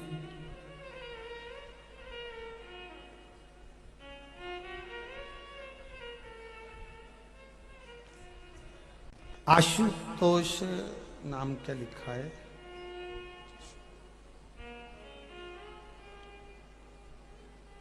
धर्म राजेश्वर की पावन नगरी चंदवासा मध्य प्रदेश से हैं ये। उनने भी पत्र में लिखा है, श्री शिवाय नमस्तुभ्यम, चरणों को कोटि प्रणाम। संकल्प लिया था महादेव के चरणों में पशुपति व्रत करना प्रारंभ करा। 5 पशुपति व्रत मेरी सरकारी नौकरी के लिए मैंने करा था। सरकारी नौकरी लगा देना, ये मेरे बाबा से कहकर मैंने पशुपति व्रत प्रारंभ करा। बाबा की कृपा से ऐसी कृपा हुई कि 2 पशुपति व्रत करने पर ही बाबा ने मेरी इच्छा पूरी कर दी और मेरी सरकारी जॉब लग गई। ये शिव कृपा है, ये शंकर की उदारता, शंकर की करुणा, ये शिव है। तेरी कृपा बिना न हिले एक भी अणु, लेते हैं श्वास तेरी कृपा से तनो तनो। बखान क्या करूं मैं राखों के ढेर का, चपटी बबूत में है खजाना कुबेर का। आप विश्वास लेकर बैठे हो, सही जगह पर बैठे हो। रोड पर चलते फिरते व्यक्ति अगर आपको सलाह दें तो हाथ जोड़ के निवेदन है, वो चलते फिरतों ने रावण को डुबो दिया था, तुम्हें भी डुबो देंगे। इसलिए हो सके तो घर में घर के बुजुर्गों से, माता पिता से, घर के बड़ों से, जिनके भीतर बुद्धि विवेक ज्ञान सब हो। भले घर का जो बुजुर्ग आदमी होता है, बड़ा आदमी होता है, वो भले ज्यादा पढ़ा लिखा नहीं होता, पर उसमें उतना अनुभव बहुत होता है। उनका अनुभव इतना होता है कि एक इंजीनियर एक आड़ा टेढ़ा पाइप, उस आड़े टेढ़े पाइप में एक तार को डाल रहा था और वह तार अंदर नहीं जा रहा था। इंजीनियर 6 लगे हुए थे, पीली टोपी सिर पे लगी थी, पर वो तार अंदर नहीं जा रहा था। एक गांव का व्यक्ति वहां से निकल कर जा रहा था। उस गांव के व्यक्ति ने देखा कि इंजीनियर साहब 9 दिन हो गए, वो तार अंदर नहीं जा पा रहा है, परेशान हो रहा है। 9 दिन हो गए इंजीनियर को, 6 इंजीनियर लगे हैं पर तार अंदर नहीं जा रहा, परेशान हो रहे हैं। तो गांव के व्यक्ति ने कहा, इंजीनियर साहब लाओ, मैं अभी इस तार को अंदर डाल देता हूं। एक इंजीनियर को क्रोध आ गया। इंजीनियर ने कहा, बताओ, ये गांव का रहने वाला गंवार, बताओ, खेती बाड़ी में इसका बुद्धि, और ये कह रहा है कि इस पाइप में मैं तार डाल देता हूं, ले डाल के बता। अब वो गांव का व्यक्ति वहां पर पाइप को रखा, घर गया, अलमारी के अंदर एक चूहा भरा पड़ा था, उस चूहे को उठा के लाया, उसकी पूंछ से तार को बांध दिया, उन्हें पाइप में छोड़ दिया, पाइप से चूहा उधर, तार निकल के उधर।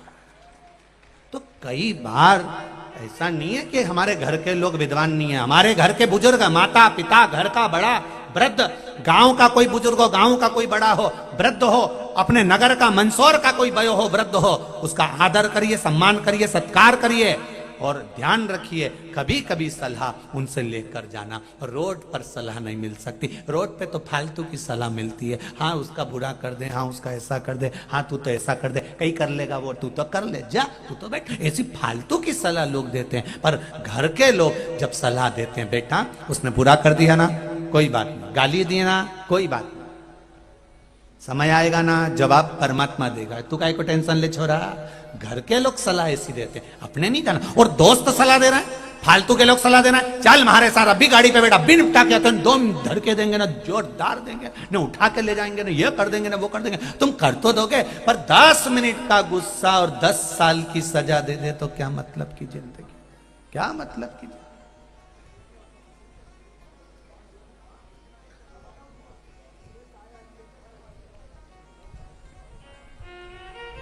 क्या मतलब का ऐसा जीवन। सलाहकार अच्छे हों तो पाप नहीं हो सकता। पाप इसको वहीं पर रोकने का प्रयास करो जैसे घर के बड़े लोग रोकते हैं। तीसरे नंबर पर है सांप। सांप आए तो उसको रोकने का प्रयास करो, ज्यादा आगे बढ़ेगा तो ना जाने कितनों को नष्ट कर देगा, उसको रोका जाए। चौथे नंबर पर है रोग, बीमारी। छोटी सी भी अगर बीमारी शरीर में आ गई है तो उसको वहीं पर रोकने का प्रयास करो, वो बढ़ती चली जाएगी तो आखिरी में तकलीफ देती चली जाएगी। मुख में एक छोटा सा भी छाला हो तो पहले भोलेनाथ जी से कहो कि बाबा 8 दिन हो गए, 15 दिन हो गए, छाला समाप्त नहीं हो रहा, आप कृपा कर दो दयालु। बेलपत्री ना खाते हुए शिव जी पे चढ़ा हुआ जल का आचमन करना प्रारंभ कर दो, बाबा संभाल लेना, ठीक होना चाहिए। हम कई लोगों से कई बार कहते हैं कि बेलपत्री खाने से हो सकता है जीवान में छार छार हो जाए, हो सकता है जीवान में तोरापन आ जाए, रोटी का स्वाद भी कई बार कम हो जाता है। तो निवेदन है कि आपको जरूरी नहीं है कि आप उसको चबा कर खाओ, उसको सुखा कर पीस कर भी आप प्रयोग कर सकते हो। कोई जरूरी है कि उसको गोली बनाकर भी पानी से निगल सकते हो।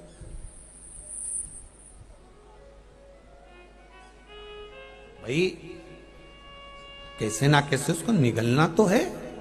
कई लोग कह रहे थे, अभी कल की बात है, कोई कह रहा था गुरुजी वो जब हम नीचे गए मिलने तो कोई हम वापिस आने लगे तो कोई कह, गुरुजी एक बात बताओ, ऊपर जो खड़े तो वो कहे कि गुरुजी आप कथा में इतने सारे दृष्टांत बोलते हो, इतनी सारी बातें बोलते हो, ये कथा में बोलना जरूरी है? हाँ क्यों नहीं जरूरी है? डॉक्टर ने लिखा कि 2 गोली सवेरे खाओ ने 2 गोली शाम के खाओ, तो तुम क्या करोगे बोलो? खाओगे कि नहीं खाओगे? अरे बोलो तो रीजी जी हो, खाओगे ना?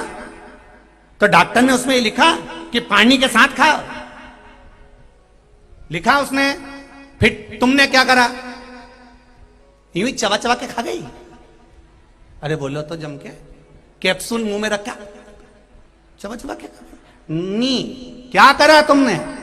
तुमने कहा नी रे, डॉक्टर ने बोला गोली खाओ, पर पानी तुमने अपनी तरफ से जोड़ा है कि पानी से गोली खाऊंगी तो उतरी जाएगी। उसी तरह कथा में दृष्टांत जो बोले जाते हैं तुम्हें उतरी जाए, इसलिए बढ़ाकर बोले जाते हैं कि उतर जाए। नहीं तो गोली तो सीधी सीधी है, शिवपुराण तो सीधी सीधी है, कार्तिकेय का चरित्र है, गणेश जी का चरित्र है, पार्वती जी का चरित्र है, सीधी सीधी। पर मालूम है ये चबा के खाएगी तो नी इसके बस की है, इसको पानी से उतारना। ये जो कथा है नहीं, इसके थोड़ा सा दृष्टांत के माध्यम से, भजन के माध्यम से और अच्छी अच्छी बातों के माध्यम से पानी डालकर अंदर उतार दिया जाता है कि ये तुम्हारे अंदर उतरी जाए तो तुम घरे जाओ, तब तुम्हारा रोग मिट जाए। तुम घर जाके कह दो, ए छोरा कहीं नहीं, 6 दिन कथा का निकली गया। और आप सबसे निवेदन है, आज कथा का 6ठा दिन है, कल कथा दिन में नहीं होगी, कल कथा सुबह 9 बजे से 12 बजे तक होगी। और 9 बजे से 12 बजे तक होने के बाद में आस्था चैनल पर, टीवी पर, मोबाइल पर कथा दोपहर में 2 बजे ही आएगी। पर मंदसौर में कथा इस कॉलेज ग्राउंड में कितनी बजे होगी? जम के बोलो दीजिए, सुबह 9 बजे से 12 बजे तक होगी। और निवेदन है, कल रविवार का दिन है, परिवार वालों से भी कह देना, देखो रही अमृत का जो घड़ा निकला है, इसमें 2 क्षण चलकर उस अमृत के कलश का पान कर लो, नहीं तो बाद में पछताओगे कि कथा हो गई, जा नहीं पाए, कथा हो गई, जा नहीं पाए। मौका मिला है, भगवान ने स्वयं पशुपतिनाथ ने भी कहा कि इनको दुकान से फुर्सत नहीं मिल रही तो आज समापन रविवार का दर्द दूं। भगवान ने जान करके रविवार को समापन रखा। और पहले भी कथा में कहा, तुम्हारे घर के मेहमान तुम्हारे घर के बच्चों को जब तक रहेंगे 100 रुपया नहीं देंगे, पर मेहमान जब जाने लगेंगे तब तुम्हारे घर के बच्चों को पर्स में से निकाल के 100 रुपए दे के जाते हैं। उसी तरह कथा जब विराम होती है, जाती है, तो महादेव भी कहते हैं अब निकाल के दे जाओ, तो समापन कर देता है। आप कर्म को रोकने का प्रयास जो वर्णन किया गया, माता पार्वती जी ने जो अपने पुत्र को कहा षडानंद कार्तिकेय को कि जाओ और तुम जाकर तारकासुर का संहार कर दो। तारकासुर के 3 बेटे थे, तारकाक्ष, विदुम्माली और कमलाक्ष।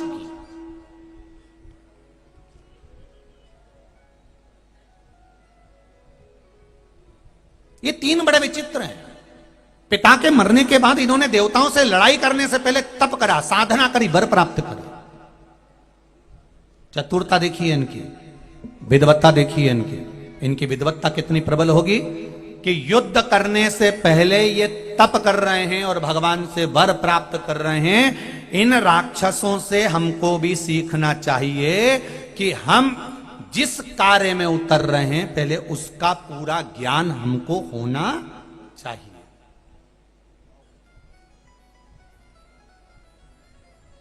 उसका ज्ञान पूरा हमारे पास होना चाहिए। हम जिस कार्य को करना चाह रहे हैं, हम जिस कार्य में उतरना चाह रहे हैं,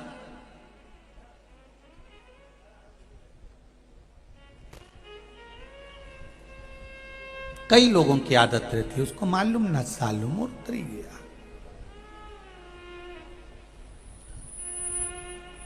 वो तो प्रवेश कर गया, वो तो आ गया, पर ज्ञात हो उसको, ज्ञान हो उसको। और जब उसको ज्ञान होगा इस चीज का कि मैं जिस चीज कर रहा हूं ये गलत है कि सही, उसका भान उसके जीवन में होना चाहिए।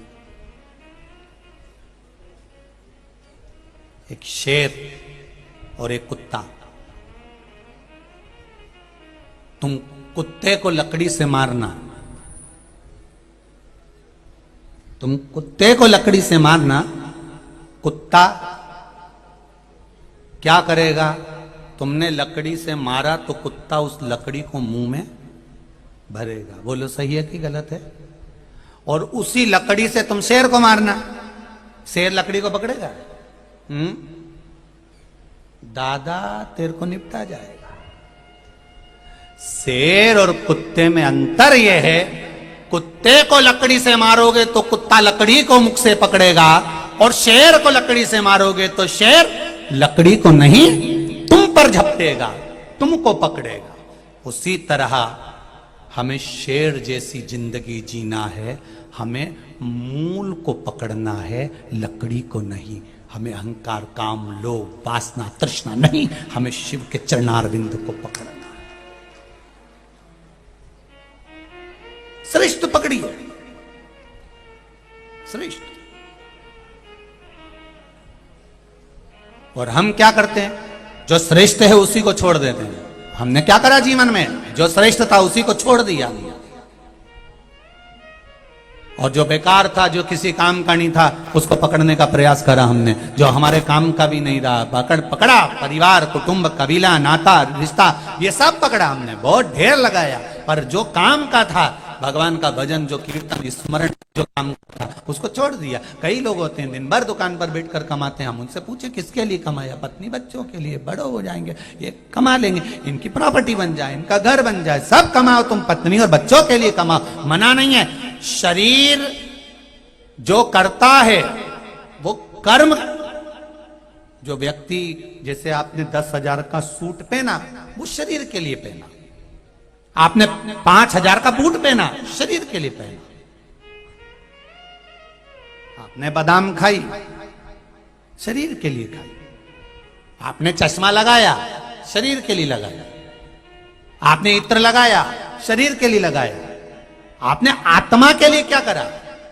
ये तो सब पैसा कमाया शरीर के लिए, खाया शरीर के लिए, पहना शरीर के लिए, साबुन से नहाए 20 रुपए 50 रुपए के पेयर से, तुम नहा लिए लक्ष्य से, अधिक साबुनों से, ये शरीर के लिए नहाए। तुमने आत्मा के लिए क्या करा? मूल चीज वो है। अभी तक तुमने जो बादाम खाई वो शरीर के लिए, किशमिश खाई शरीर के लिए, एसी के रूम में सोए शरीर के लिए, डनलप का गद्दा शरीर के लिए, आत्मा के लिए क्या करा? तब तुम अब मंदसौर वाले छाती ठोक कर कह सकते हैं हमने आत्मा के लिए शिव महापुराण की कथा सुनी।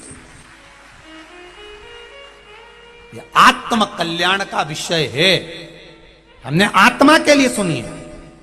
ये साड़ी, ये वस्त्र, ये आभूषण, ये रत्न, ये माणिक, ये मोती, ये सब शरीर के हैं, पर जो कथा, भजन, कीर्तन, मंत्र जाप, नाम जाप, ये सब आत्मा का विषय, ये आत्म कल्याण का विषय।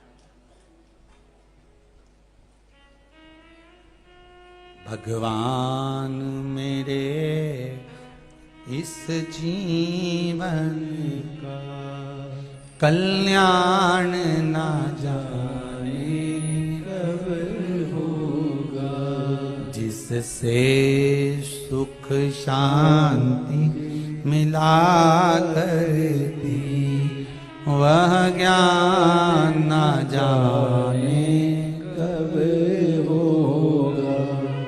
भगवान मेरे इस जीवन का कल्याण ना जाने कब होगा, ना जाने इस जीवन का कल्याण कब हो महाराज। तब स्मरण रहे, तारकासुर के 3 बेटे तारकाक्ष, विदुम्माली, कमलाक्ष की ने युद्ध करा देवताओं से, उससे पहले उन्होंने तप करा। पहले उसको समझा कि सही क्या है। आप अपनी जिंदगी को समझो कि अपने आत्म कल्याण के लिए सही क्या है, शरीर के लिए सही क्या है।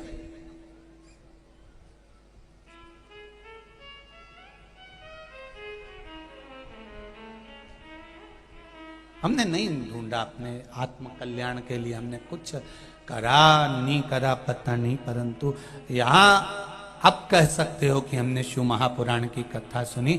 मेरी माताओं से भी निवेदन है, तुम घर में काम करो, चौका चूल्हा जो करना है घर में सब करो, पर माताओं से निवेदन है पानी भी भरो, अंडा भी भरो, मटका भी भरो, सब भरो, पर ये अंदाजे में मत रहना कि साहब मैं मेरे घर का पेट भर रहा हूं, मैं नहीं होऊंगा तो घर का काम ही नहीं पड़ेगा, वो तो मैं करूं तो घर का काम होए। तो जो मैं करे नहीं तो उनसे कह दो कि तुम कहो कि मैं कर रहा हूं तो दुकान चल रही है, मैं कर रहा हूं तो काम हो रहा है, तो इनसे कह दो तुम आधा घंटा मरीज जा, देखें तुम्हारा दुकान चले कि नहीं चले। तुम्हारे मरने के 10 दिन बाद, 10 दिन भी जाने तो आजकल तो लोग तीसरे के दिन ही सब पूरे परिवार के साथ जाके उठावना करेंगे और दुकान खोल देंगे। ये वहां उठाएंगे और इधर शटर उठाएंगे। ये कैसी बात कही। अब इनसे क्या हो कि वो तो कितना कहता था कि हमारे, मैं घर चला रहा हूं, मैं परिवार चला रहा हूं, मैं कुटुंब चला रहा हूं। अरे रहने दो जी, पेट भरने वाला केवल एक है जो माता के गर्भ में भी रहकर पेट भरता है। तो हमारे जन्म के बाद मरते मरते तक तुम्हारा पेट भरता है, वो केवल मेरा महादेव है, इसके सिवा कुछ नहीं। तो क्या हम तो पेट भरते हैं? तो भरते ऐसे तुम हेड पंप से, कुएं से हंडा भर लो, बाल्टी भर लो, डब्बा भर लो, तो इसको कोई भरना क्या? अगर इतना भरने की जवाबदारी कि मैंने मटका भरा, मैं भर सकता हूं, तो तुम्हारे काका जी में अगर दम हो तो तालाब भर के बता दे मंदसौर का। नहीं, इतनी दमदारी से कहे कि नहीं मैं मटका भरा, मैं पानी भरा, मैं हूं, मैं पेट भर रहा हूं, मैं ये कर रहा हूं, तो भर सकते हो तो भरो, ये तालाब भर दो, एक तालाब तुम में हो दम तो भर के बता जाओ। लो कोई तालाब भरा है, तो जब तालाब नहीं भरा है तो किसी का पेट तुझसे भरा है, वो तो भोलेनाथ ने लिख के भेजा है तो भरा रहा है। नहीं तो किसकी सामर्थ्यता, कौन किसका भर दे, कौन की सामर्थ्यता है कोई भरे। भोलेनाथ दया करना, मैं तेरे भरोसे हूँ। मेरे बाबा दया करना, मैं तेरे भरोसे हूँ। ना घर के भरोसे हूँ, ना परिवार के भरोसे हूँ, ना घर के भरोसे हूँ, ना परिवार के भरोसे हूँ। मेरे बाबा दया करना, मैं तेरे भरोसे हूँ, मैं तेरे भरोसे हूँ। कभी मत कहो कि मैं कर रहा हूं, कोई तुम्हारी सामर्थ्यता नहीं है, हमारी सामर्थ्यता है। ना सियोर वाले महाराज पंडित प्रदीप मिश्रा की सामर्थ्यता है कि वो शिव पुराण बाज दे, ना किसी समिति की सामर्थ्यता है कि वो करा ले, और ना किसी की सामर्थ्यता है कि कोई सुन ले। कराने वाला भी शिव है, करने वाला भी शिव है, और सुनने वाला भी शिव है। इसके सिवाय कुछ नहीं, केवल शंकर, उसके सिवाय कुछ नहीं।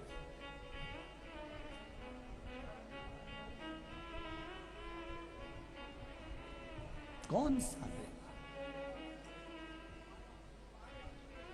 समय आया, तीनों ने तप करा, उस तप की प्रधानता में, उस तप की प्रबलता में वर मांगा। ब्रह्मा जी ने कहा मांगो तुम्हें क्या चाहिए। महाराज हम तीनों मरे तो एक साथ मरे, हमारे प्राण छूटे तो एक साथ। 3 पुरियों का निर्माण कर दो, 3 राजमहल, 3 नगर का निर्माण कर दो, हम तीनों वहां रहेंगे। तीनों अलग अलग महल में, तांबा सोना लोहा आदि आदि महल में रहने लगे। तीनों अच्छे से रह रहे हैं, तीनों साथ रह रहे हैं। और वर दीजिए ब्रह्मा जी, हमारे प्राण कभी ना छूटे, ये वर दे दो। ब्रह्मा जी ने कहा ये कभी होता ही नहीं कि कोई नहीं मरे, यहां तो आए हो तो जाना तो पड़ेगा। भले तुम बादाम खाओ चाहे पिस्ता खाओ, जाओगे तो सही। कितना ज्ञानी ज्ञानी लोग संसार में रहता है। जितने लोग कथा में बैठे हैं, चाहे तुम हो चाहे हम हो, सबको मालूम है कि एक दिन, अरे बोलो तो जम के, जाना है। सबको मालूम है जाना है, पर जाना कोई नहीं चाहता है।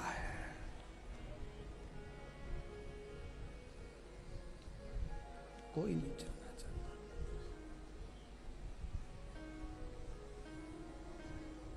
और कहीं कहीं का चले भी जाए तो फिर उसकी छाती दबा के देखिए एक बार, देखो सांस चल रही कहीं, अभी कुछ दम बाकी है, देखो हे कि गया। देखो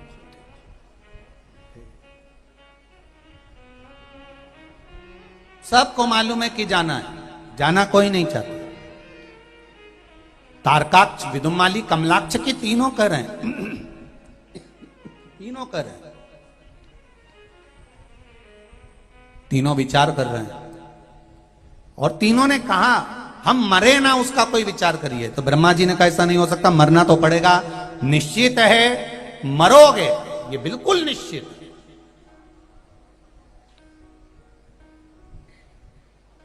तो ये कोई उपाय उसका कुछ नहीं है। इतने में कमलाक्ष की बहुत चतुर था, उसने ब्रह्मा जी से वर मांगा कि हम मरें तो तीनों एक साथ मरे, जब तक तीनों एक साथ नहीं मरे तब तक कोई नहीं मरे। क्या जोरदार वर मांगा इन्होंने भी, ब्रह्मा जी ने भी कह दिया तथास्तु। इन्होंने भी कह दिया हमारे 3 महल बनाना, एक बनाना उत्तराखंड में, एक बनाना साउथ में, एक बना देना मध्य प्रदेश में, कहीं ऐसे 3 जगह बना दो जहां मिले ही नहीं कभी। जब तीनों कभी मिलेंगे ही नहीं तो तीनों कभी मरेंगे ही नहीं। कितनी समझदारी है इन 3 असुरों ने हमको ज्ञान दिया है। कभी भी कहीं पर भी जाओ, तीर्थ करने जाओ, कहीं दूर जाओ, बहुत पर्वतीय क्षेत्र में जाओ, तो शिव महापुराण की कथा कहती है घर में 3 भाई, 4 भाई, 5 भाई, 6 भाई, 2 भाई, जितने भी हैं सब एक साथ तीर्थ पे मत जाओ, एकाध व्यक्ति घर में रहना चाहिए। कारण एक्सीडेंट कहीं हो जाए और मालूम पड़े पूरा घर ही चला जाए, इसलिए घर में कोई एक ना एक को रखकर 2 भाई चले जाओ, 3 भाई चले जाओ, एक रहेगा, फिर हम 2 बाद में चले जाएंगे, 2 तुम चले जाओ, फिर हम बाद में चले जाएंगे। ये हमें ज्ञान दिया है, कमलाक्ष की तारकासुर के बेटे ने ये ज्ञान दिया है हमें।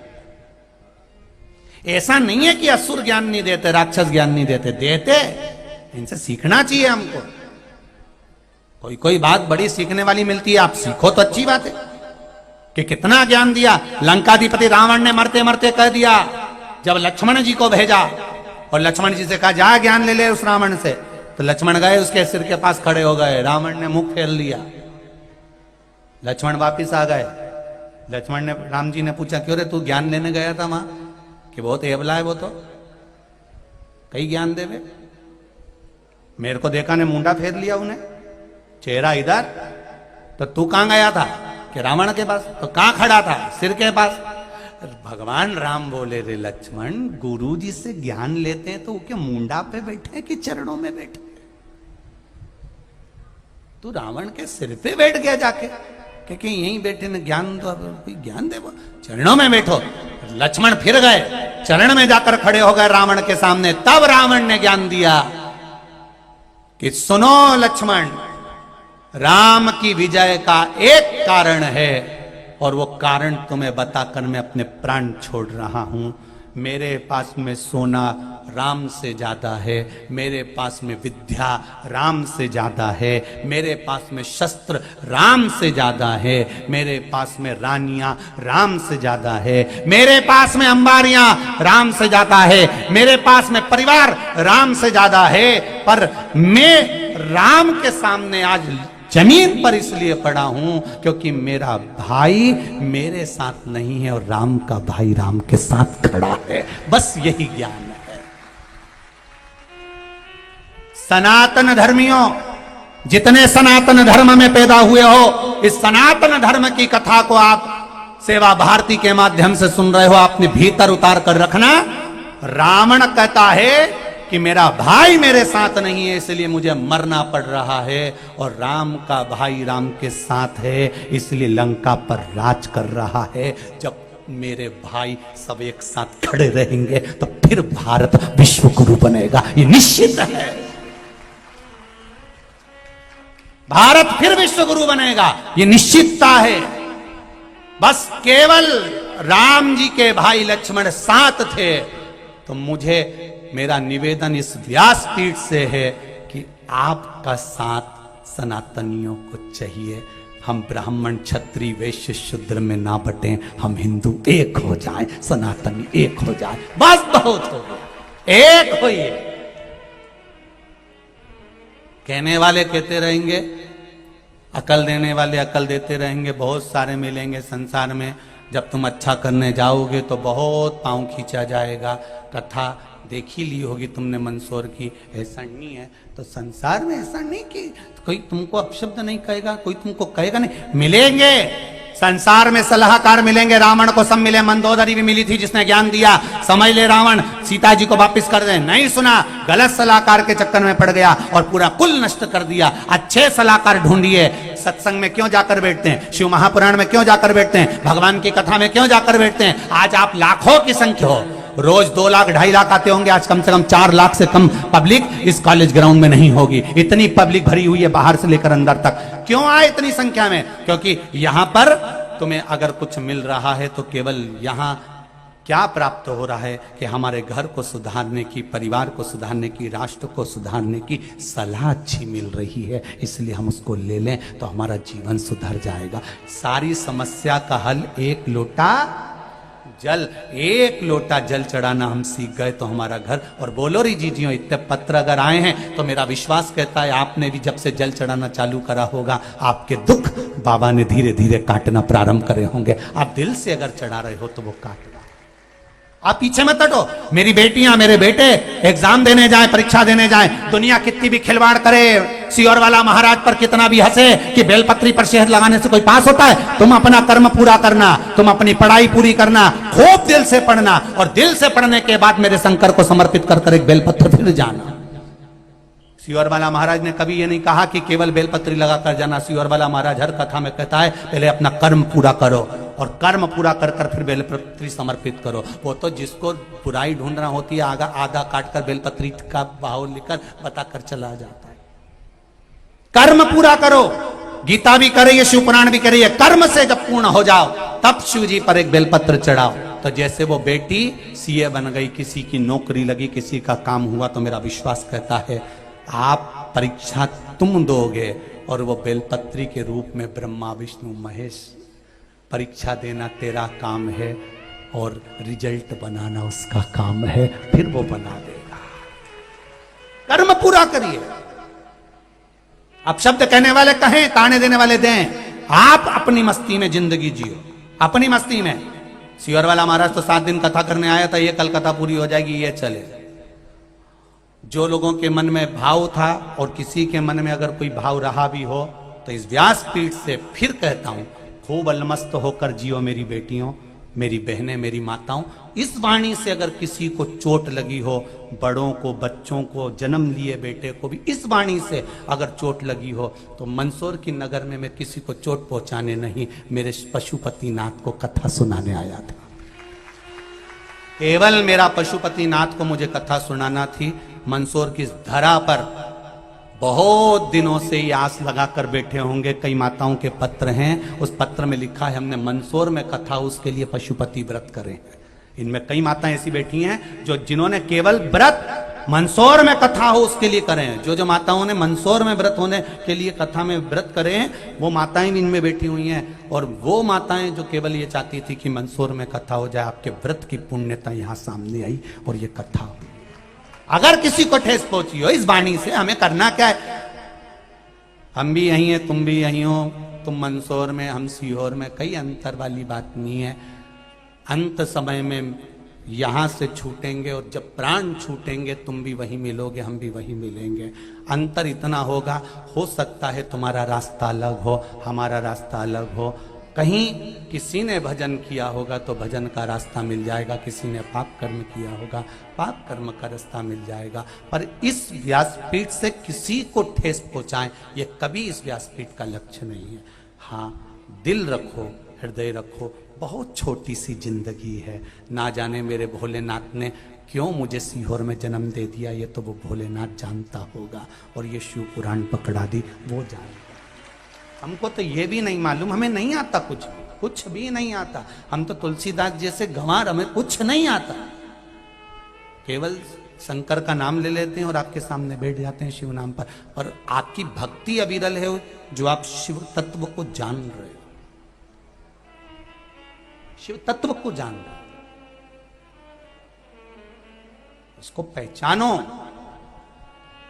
और पहचान गए जिंदगी बन जाएगी। अगर पहचान गए मेरे शंकर को जान गए तो जीवन सहज हो जाएगा आपका। कुछ नहीं है शंकर, अपने भीतर में जो आत्म कल्याण की बात जाने वही आनंद है।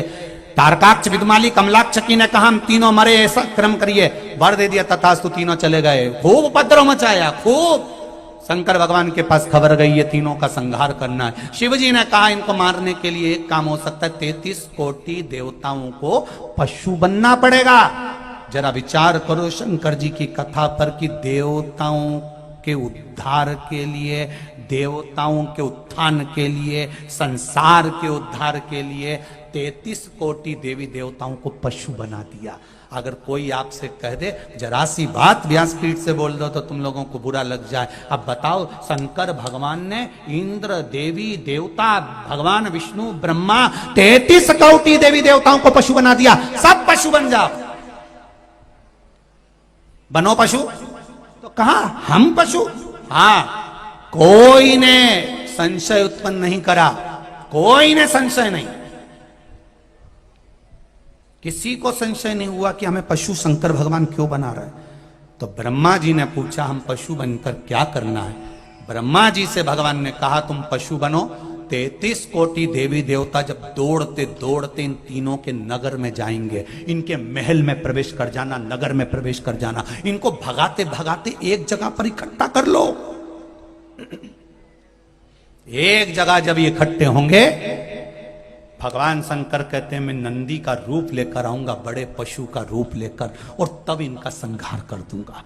अब पशु बनाया, चाहते तो वहीं पे आंदोलन कर देते कि तुमने ऐसे कैसे हमको पशु बोल दिया, कैसे हमको पशु बना दिया, पर नहीं, वो समझते थे कि शंकर भगवान कभी गलत नहीं कर सकता, मेरा ओघड़ दानी कभी गलत नहीं बोल सकता। बनाया पशु, सब भागे। कामलाक्षी की, तारकाक्ष, विदुमाली, तीन को इकट्ठा करा। शंकर भगवान बड़े नंदी का रूप लेकर आए, अपने दोनों सींग कमलाक्ष की तारकाक्ष में दे दिए। विदुमाली पीछे से आ गया, फरसा उठाकर शंकर भगवान का सिर काट दिया। शिव जी का सिर कटा, लुढ़कते लुढ़कते वो नेपाल पहुंच गया, पहुंच गया। आधा धड़ जमीन पर गिर गया, केवल नंदी की पीठ का अग्रभाग ऊपर रहा, बाकी का पूरा शरीर पर्वत में धंस गया, जो केदारनाथ बन गया। शिव जी का जो शीश गिरा वो डोलेश्वर महादेव बन गया। कौन सा महादेव? डोलेश्वर महादेव, वो डोलेश्वर महादेव बन गया। पशु बनकर आए थे भगवान शंकर, इसलिए उनको पशुपतिनाथ भी कहा गया, पशुपतिनाथ भी कहा गया। पूरी दुनिया में पशुपतिनाथ का मंदिर मेरे मंदसौर नगर की इस पावन धरा पर है। अगर नेपाल के लोग कहते हैं कि हमारे यहाँ भी पशुपतिनाथ है, तो तुम्हारे यहाँ पशुपतिनाथ का मंदिर भले है, पर यहाँ शास्त्र कह रहा है कि शंकर भगवान का जो सिर कटा था वो धड़ केदार बना था, शीश डोलेश्वर महादेव बना था। इसलिए नेपाल में पशुपतिनाथ मंदिर से 18 किलोमीटर की दूरी पर डोलेश्वर महादेव है। शिव जी के शीश का दर्शन वहां होता है, पर पशुपतिनाथ का सही दर्शन करना है तो मेरे मंदसौर नगर में होता है, मेरे मंदसौर की पावन धरा पर होता है। पशुपतिनाथ बन गए भगवान, पशुपतिनाथ।